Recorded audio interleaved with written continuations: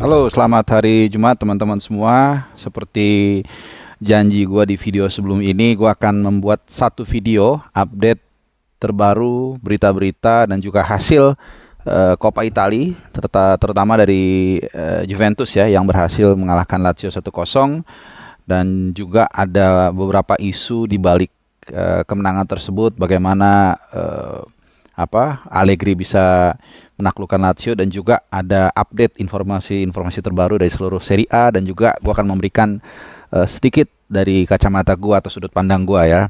Jadi ini video gue yang jarang gue mengangkat Juventus ya, karena kebetulan kemarin gue yang bawain di TVRI, dan gue yakin sebagian besar dari lu udah tahu hasilnya adalah 1-0 melalui gol tandukan dari Bremer ya di menit ke-44 di akhir babak yang pertama. Nah, kalau kita lihat di konstelasi di Serie A sekarang, terutama kita bicara Juventus, memang mereka sekarang semakin sempit opsi yang ada ya. Setelah pengurangan 15 poin karena dianggap memanipulasi laporan keuangan beberapa tahun lalu, sehingga sekarang mereka hanya ada dua opsi di Coppa dan juga di Eropa ya. Di Eropa mereka di Europa League. Nah, sehingga kalau kita lihat wajar Allegri kemarin menampilkan kekuatan terbaiknya saat menghadapi Lazio ya. Minus tentunya pemain-pemain yang cedera.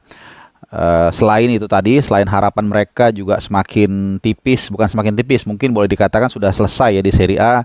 Lawan ini juga Lazio yang kita tahu punya form sedang bagus-bagusnya. Nah, cuman kalau kita lihat dari rekor pertemuan, memang Juventus layak diunggulkan ya. Mereka memang dalam 5 laga terakhir itu bahkan lebih ya. Itu Juventus nggak pernah kalah dari Lazio. Dan kemudian juga tadi motivasinya, sehingga kita lihat bagaimana Allegri menampilkan 95% kekuatan terbaiknya. Kecuali bawa Mister Gawang, sebenarnya Szczęsny juga sekarang lagi jelek formnya kalau menurut gua ya. Jadi boleh katakan ini adalah kekuatan atau pilihan terbaik yang diinginkan atau diturunkan sama Allegri. Di Movistar Gawang ada Mattia Perin. Ini kemarin tampil cukup baik juga ya. Walaupun kelihatannya kalau yang nonton mungkin lu bisa ngelihat penyelamatannya ini sepertinya biasa-biasa aja, tapi sebenarnya itu tidak lepas karena memang dia punya positioning yang bagus ya. Jadi size-nya harus hati-hati nih. Kemudian seperti biasa 3 back yang kali ini dirombak dibandingkan laga sebelumnya yang dikalahkan Monza, ini hanya mempertahankan Bremer. Kemudian dibantu oleh Danilo dan juga Alexandro. Tiga-tiganya juga main bagus kemarin. Serangan balik yang diusung oleh Lazio, terutama di babak pertama ya, karena babak pertama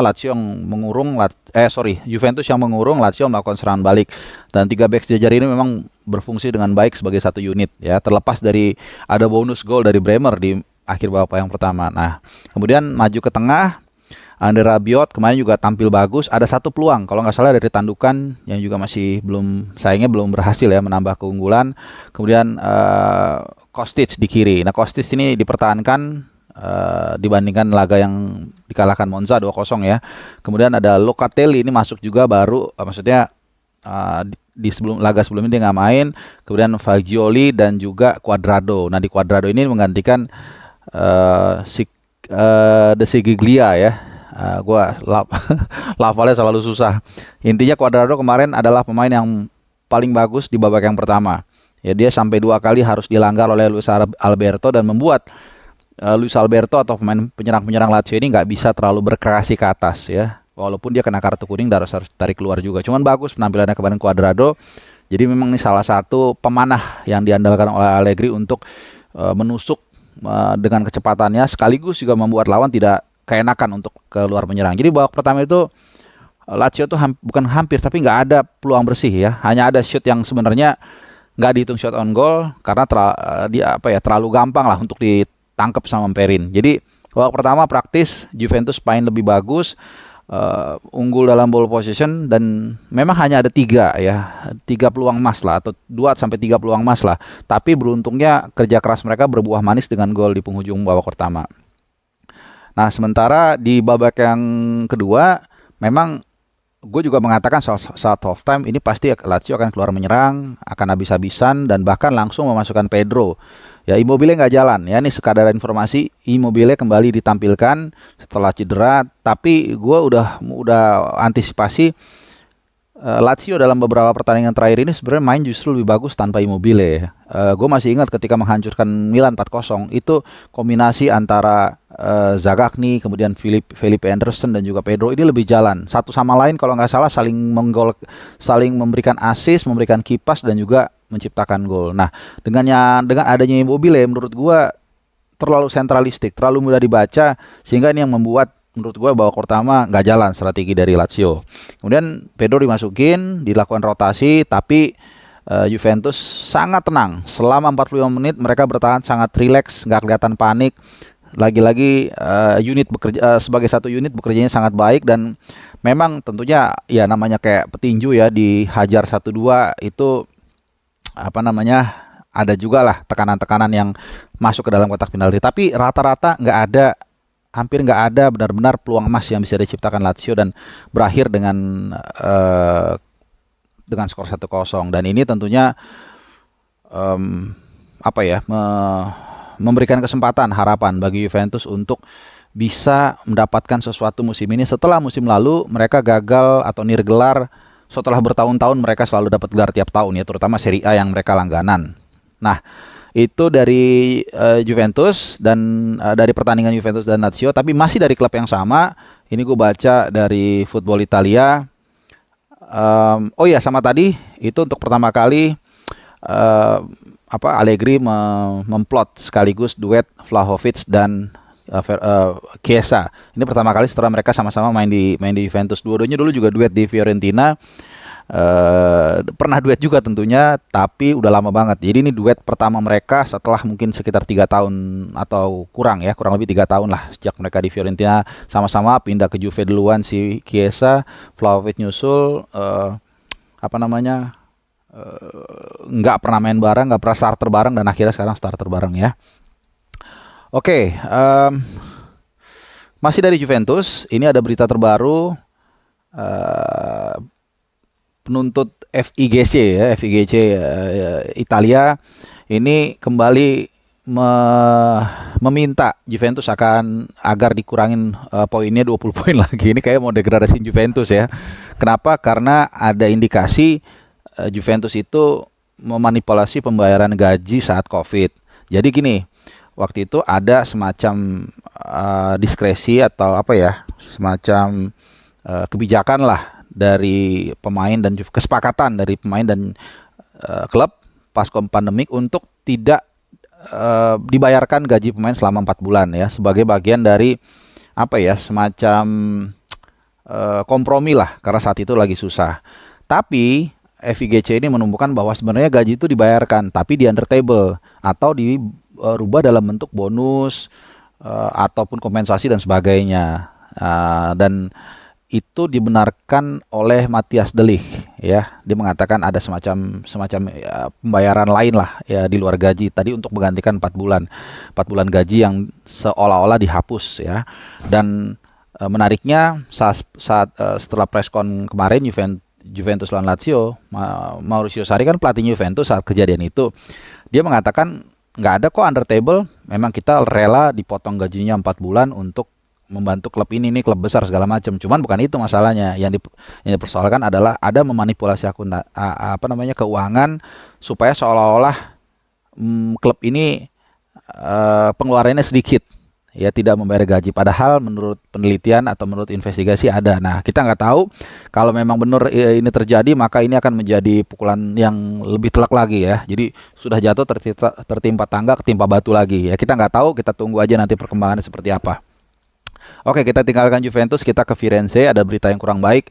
Sofyan Amrabat, pemain yang mentereng di Piala Dunia kemarin bersama Maroko, ini sama juga nih, sudah jatuh tertimpa tangga. Kabar terakhir sebelum deadline transfer musim dingin kemarin, dia hampir aja pindah, tapi nggak tahu kenapa, karena satu dan lain hal dia nggak jadi pindah. Sehingga ketika pertandingan melawan Torino, ini mungkin menjadi salah satu alasan Fiorentina mencadangkan Amrabat. Baru main dia babak yang kedua, tiba-tiba kena tendang sama lagi perebutan bola di dalam kotak penalti, hidungnya patah. Jadi udah nggak jadi pindah, kemudian dicadangkan pula, main sebentar, hidungnya patah ya. Ya, ini kalau patah hidung mungkin sebulan kali ya, istirahat. Oke, oh dia mau ke Barcelona ya tadinya ya. Oke, oke. Nah, kita akan lihat berapa lama dia apa namanya istirahat, tapi mungkin sekitar sebulanan kali ya, mungkin ya, gua nggak terlalu ngerti lah secara medis. Oke, kita ke Roma. Ini masih isunya seputar Zaniolo yang kita tahu sempat berulah, tapi terakhir dia sudah minta maaf secara terbuka.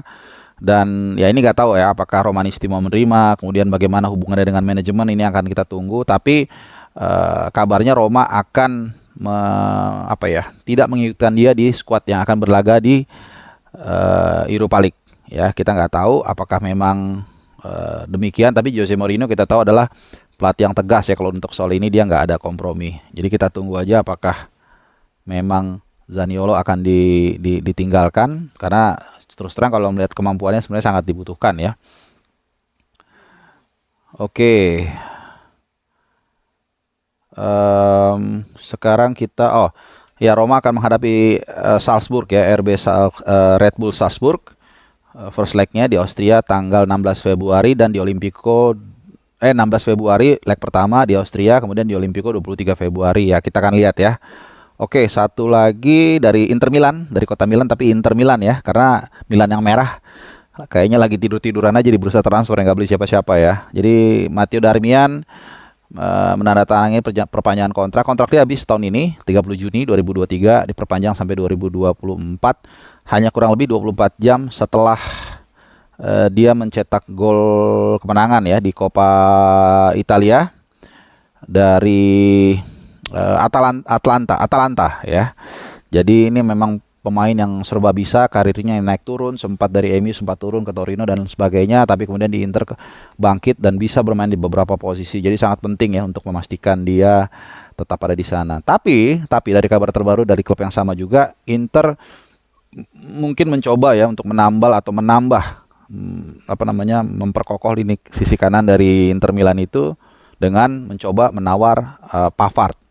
Benjamin Pavard dari Bayern Munchen. Kebetulan kelihatannya Pavard musim nanti akan kontraknya selesai, jadi kemungkinan nggak akan diperpanjang, karena kayaknya Bayern Munchen bakal mempertahankan Cancelo yang kemarin debut langsung memberikan assist ya, dan dia punya opsi to buy walaupun mahal 60 jutaan, tapi kemungkinan kalau melihat perkembangannya dia akan dipertahankan. Jadi Pavard nggak ada tempat, jadi bukan tidak mungkin Pavard akan tergiur dengan tawaran dari Inter Milan. Dan juga Skriniar ada kemungkinan juga bakal ke PSG. Jadi memang perlu satu tambahan lagi di kekuatan di lini belakang dari Inter Milan. Oke, itu tadi round up gua terkait update berita terbaru dari Serie A, dari panggung Italia, dan juga hasil Juventus yang berhasil ke semifinal setelah mengalahkan Lazio dengan skor berapa? Skor 1-0 ya, melalui gol Bremer. Dan oh iya, di semifinal nanti Juventus akan ketemu Inter Milan. Ini akan seru. Kita akan lihat derby della Italia siapa yang akan meraih Coppa Italia musim ini. Apakah Inter Milan mempertahankan gelar atau Juventus? Oke, terima kasih sudah nonton. Salam sehat.